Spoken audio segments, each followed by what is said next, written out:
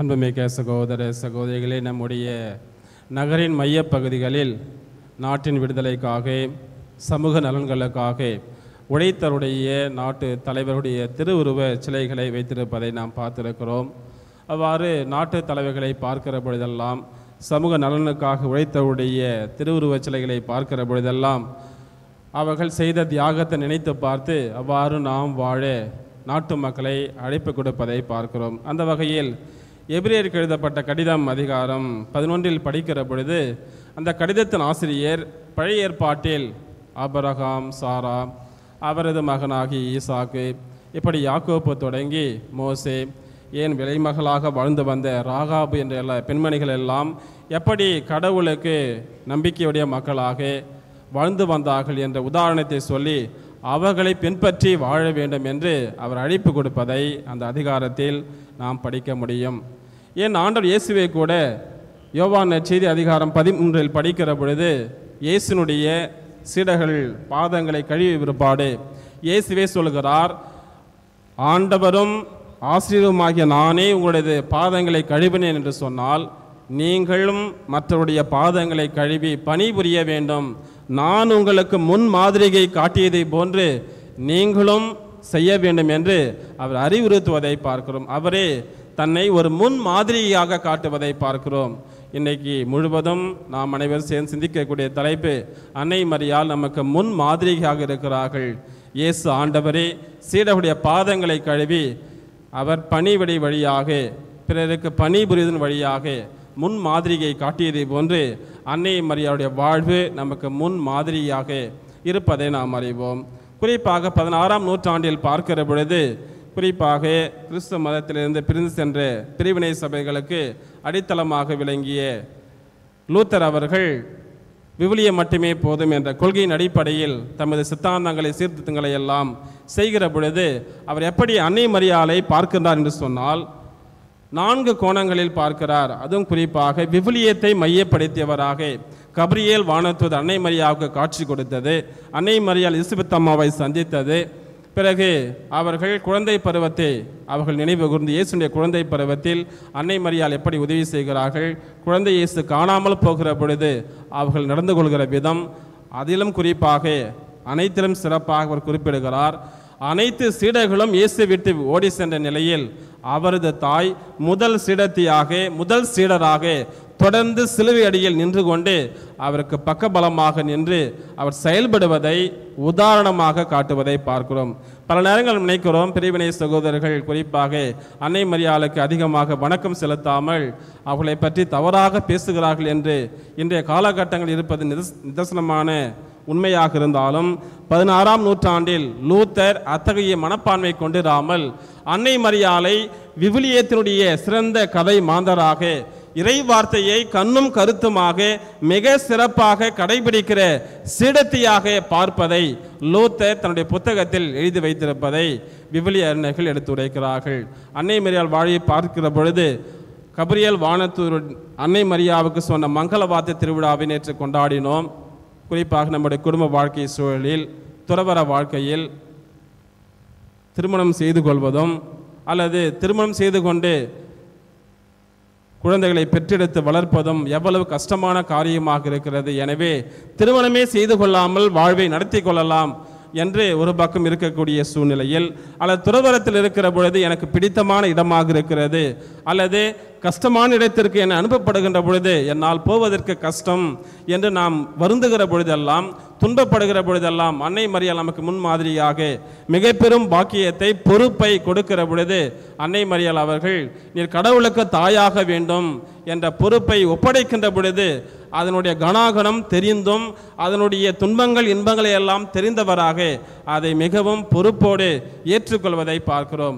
அந்த தாயார் வயது முதிர்ந்த எலிசபெத் பெண்மணி அவர்களுக்கு உறவினருக்கு உதவி செய்ய போகின்ற பொழுது கண்டிப்பாக பல்வேறு சிக்கல்கள் அல்லது வேலைகள் செய்ய வேண்டி வரும் என்று நன்கும் தெரிந்திருந்தும் இந்த இளம் பெண்ணாகிய அன்னை மரியாள் அவர்கள் பிறருக்கு உதவி செய்வதற்காக அவர் செல்வதை பார்க்கிறோம். நீங்களும் நானும் பிறருக்கு உதவி செய்ய முற்படுகின்ற பொழுது ஏற்படக்கூடிய சஞ்சலங்கள் அல்லது கஷ்டங்கள், வருத்தங்கள், துன்பங்களை நாம் நன்கு அறிவோம். அவ்வாறு பிறருக்கு நாம் உதவி செய்ய முற்படுகின்ற பொழுது அத்தகைய துன்பங்களையும் வருத்தங்களையும் சந்தித்தாலும் நமக்கு முன்பாக அன்னை மரியாள் அவர்கள் அத்தகைய வாழ்வை வாழ்ந்திருக்கிறார்கள். நாமும் அத்தகைய வாழ்வை வாழ்ந்து கொண்டிருக்கிறோம்.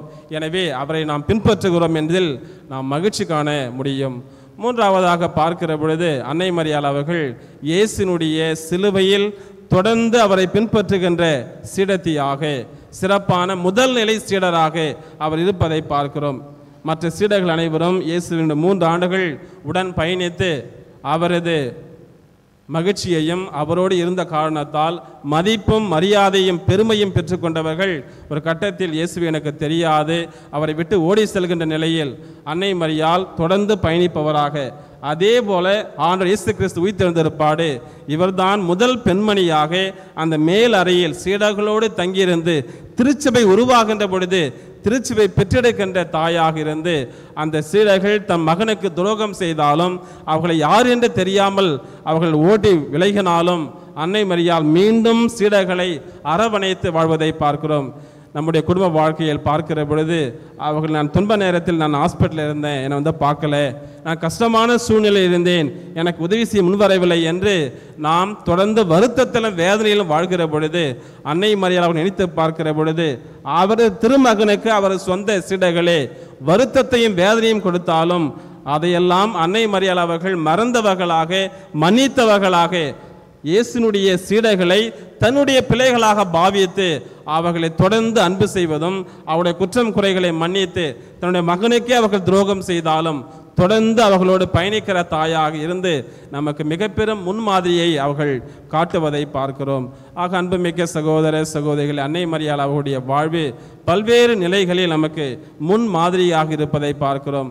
அந்த வகையில் சிறப்பாக அந்த தாயார் வயதான காலத்தில் குறிப்பாக அவரது அன்பு கணவர் சூசியபுரம் தம் ஒரே திருமகனும் இறந்த பிற்பாடு தன் வாழ்வு எப்படி இருக்கும், தனிமையிலும் வருத்தத்திலும் வாழ்வை நினைத்து பயப்படக்கூடிய சூழ்நிலையில் குறிப்பாக நம்முடைய டவுன் பகுதிகளில் பிள்ளைங்க பிரான்ஸில் இருக்கிறாங்க அல்லது தூரத்தில் இருக்கிறார்கள், வயதான பெற்றோர்கள் தனிமையில் இருக்கிற பொழுது என்னுடைய வாழ்வு எப்படி அமையும், நோய்வாய்ப்பட்டால் என்னை யாரு பார்த்து கொள்வார்கள் என்று நாம் வாழ்வை நினைத்து பயப்படுகிற சூழ்நிலையில் அன்னை மரியாள் அவர்களை உற்று நோக்குவோம். ஏனென்றால் அந்த திருத்தாயார் தம் கணவனை இழந்தவராக, தம் ஒரே திருமகனையும் இழந்தவராக தனிமையில் இருக்கிற பொழுது தனக்கு ஒரே ஆதரவாக இயேசுவின் சீடராகிய யோவான் இருப்பார், மற்ற சீடர்கள் இருப்பார்கள் என்று தெரிந்திருந்தாலும் அவர்கள் தன்னுடைய சொந்த பிள்ளைகள் என்று இல்லை என்று சொன்னாலும் அவர் அத்தகைய சூழ்நிலையில் தன் வாழ்வை எப்படி நடத்தி இருக்க வேண்டும்.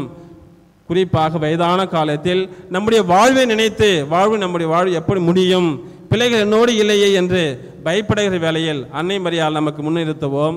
ஏனென்றால் நமக்கு முன்பாக அந்த திருத்தாயார் அத்தகைய சூழ்நிலைகளை சந்தித்தவராக வாழ்ந்து காட்டியவராக இருக்கிறார். துக்கத்திலும் வேதனையிலும் பயத்திலும் நாம் வாழ்கிற பொழுதெல்லாம் நமக்கு முன்பாக வீர மங்கையாக வீர தாயாக இத்தகைய வாழ்வின் சவால்களை சந்தித்த அந்த திருத்தாயார் நமக்கு சக்தி கொடுப்பவராக இருக்கிறார். இன்றைய முதல் வாசகத்தில் வாசிக்க கேட்டோம். அந்த சைப்ரஸ் தீவை சார்ந்த யோசேப்பு என்று அழைக்கப்படக்கூடிய பர்னபா எப்படி பிறரை ஊக்குவிப்பவராக பிறருக்கு உதவி செய்பவராக இருப்பதை போன்று ஒரு கட்டத்தில் அவரை பார்க்கிறோம். சவுல் ஆதிகால கிறிஸ்துவனை துன்புறுத்துகின்ற பொழுது யாருமே அவரை ஏற்றுக்கொள்ள முன்வராத சூழ்நிலையில் இயேசுவின் சீடர்கள் கூட அஞ்சுகின்றார்கள். ஏனென்றால் இந்த மனிதர் ஆதிகால கிறிஸ்தவர்களையும் எல்லா தலைவர்களையும் கொன்றழித்தவராக கைது செய்தவராக இருக்கிறார். அனைவரும் அவரை ஏற்றுக்கொள்ள பயப்படுகிறார்கள். ஏனென்றால் இயேசு காட்சி கொடுத்தது மற்றவர்கள் தெரியாது, இவர் போய் எப்படி கிறிஸ்தவராக இருக்க முடியும் என்று அஞ்சுகிற வேளையில் இந்த பர்னபா தான் அந்த சவுலாகிய பவுலை திருத்துதரம் அழைத்து வந்திருக்கின்ற மிக பெரும் பணியை செய்வதை பார்க்கிறோமாக. அந்த சைப்ரஸ் தீவை சார்ந்த இந்த பர்னபா பிறரை ஊக்குவித்து இயேசுவிடம் கொண்டு வருகின்ற பொழுது இவற்றை விட இயேசுவை பெற்றெடுத்த அன்னை மரியாள் அவர்கள் நம் ஒவ்வொருவரையும் அவரது திருமகனம் கொண்டு போய் சேர்ப்பார்கள், நம்மை ஊக்குவிப்பார்கள். ஏனென்றால் துன்பத்திலும் வேதனையிலும் பல்வேறு வருத்தங்களிலும் கஷ்டங்களிலும் வாழ்ந்து கடந்த அந்த திருத்தாயார் நம்முடைய வாழ்க்கை சூழல்கள் நாம் சந்திக்கக்கூடிய பொருளாதார அல்லது உறவு சிக்கல்கள் அல்லது வாழ்வை பற்றிய பயங்கள், எதிர்காலத்தை பற்றிய பயங்கள் எல்லாம் அன்னையை முன்னிறுத்துவோம். ஏனென்றால் அந்த அன்னை அவர்கள் நமக்கு சிறந்த முன்மாதிரியாக திகழ்கின்றார்கள், நமக்காக பரிந்து பேசுகின்றார்கள், நம்மை ஊக்குவிக்கின்றார்கள். ஆமேன்.